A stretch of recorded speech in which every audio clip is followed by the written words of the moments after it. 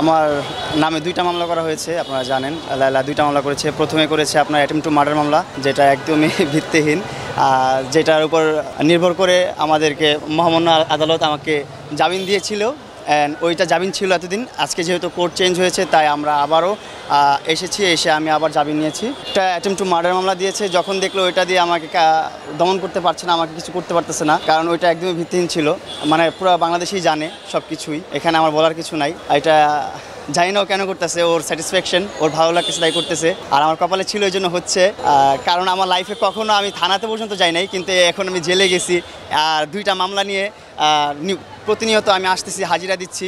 আমাদের কোর্টের উপর আমি সম্মান রাখছি, অলওয়েজ সম্মান রাখতে হবে। আমার আইনের উপর সবসময় সম্মান রাখি, আর সবাইকে বলবো সম্মান রাখবেন। তো আরেকটা হচ্ছে ধর্ষণ মামলা। প্রথম যেহেতু অ্যাটেম্প টু মার্ডারে কিছু করতে পারে নাই, তাই দেন হচ্ছে ধর্ষণ মামলা দিছে। তো ওইটা বাংলাদেশে আপনারা জানেন, নারী ও শিশু মামলাটা অনেক হার্ড, ধর্ষণ মামলাটা অনেক হার্ড, নারীদেরকে অনেক প্রাধান্য দেওয়া হয়েছে। তো লায়লা ওই মামলাটারই একটু সুবিধা নিয়েছে আমি মনে করি আর কি। যাই হোক, মহামান্য আদালত যা ভালো বুঝে তাই করতেছে, আইনের গতিতে চলতেছে। যা হবে আল্লাহ তাআলা যা রাখছে তাই হবে ইনশাল্লাহ। আমি জানতাম সে মামলাটা খালাস হয়ে গেছে, মানে লায়লা ডিসক্লোজ করে দিয়েছে, কিন্তু সেটা ক্লোজ হয় নাই। ক্লোজ না হওয়ার পর কি হয়েছে, ওইটা একটা সময় ওয়ারেন্ট বের হয়ে গেছে আমার নামে। তো ওয়ারেন্ট বের হওয়ার পর আমি যখন দেখতে পেলাম আমার নামে ওয়ারেন্ট আসছে, তখন আমি আত্মসমর্পণ করছি আমার কোর্টে এসে আত্মসমর্পণ করার পর আমার হচ্ছে জামিন দেওয়া হয়েছে। দেন এখন আবার যেহেতু কোর্টটা চেঞ্জ হয়েছে, তা আবার আমি জামিন নিতে আসছি। যেটা হাতাহাতি হয়েছে, নর্মালি যেটা ছোটোখাটো একটা বিষয় হয়েছে, সেটা ওর অনেক বড় একটা ইস্যুতে নিয়ে গেছে। ওইটা একদম মামলা টামলা করে, আসলে আমার বাবা মার এত টাকা পয়সা নাই, তো ওরকম প্রভাবশালীন ব্যক্তিও না আমরা, এই জন্য হচ্ছে ফেসে গেছি। আর কিছু করার নাই, আল্লাহ তাআলা যা রাখছে বলে তাই হবে। ভালো থাকবেন, সুস্থ থাকবেন।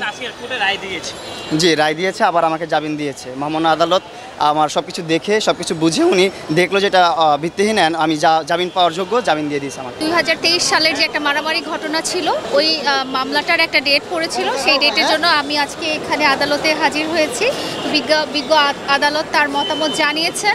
সেটার পরবর্তী কার্যক্রম কি হবে আপনারা জানতে পারবেন। আমার সাথে আমার বিজ্ঞ উকিল আপা আছেন। আসামি প্রিন্স মামুন আমার যে ক্লায়েন্ট লায়লাকে মোবাইল দিয়ে মারাত্মক রকম জখম করে, যার ফলে তিনি মামলা দায়ের করতে বাধ্য হন। পরবর্তীতে তদন্ত শেষে এটাতে চার্জশিট আসে। চার্জশিটে প্রাথমিক তদন্তে বাদীর অভিযোগ সত্যতা পাওয়া যায় এবং প্রিন্স মামুনকে দোষী করে চার্জশিট দাখিল করে পুলিশ। এবং এখানে 323, 307 এবং 506 অর্থাৎ মারধর, সাধারণ জখম, হত্যা চেষ্টা এবং ভয়ভীতি দেখানোর অপরাধে প্রাথমিক তদন্ত শেষে চার্জশিট দাখিল করে এবং বিজ্ঞ আদালত সেই চার্জশিটটা আমলে গ্রহণ করে এবং বদলি হয়ে আজকে নতুন SCMM 2 অর্থাৎ MM3-তে আসেন।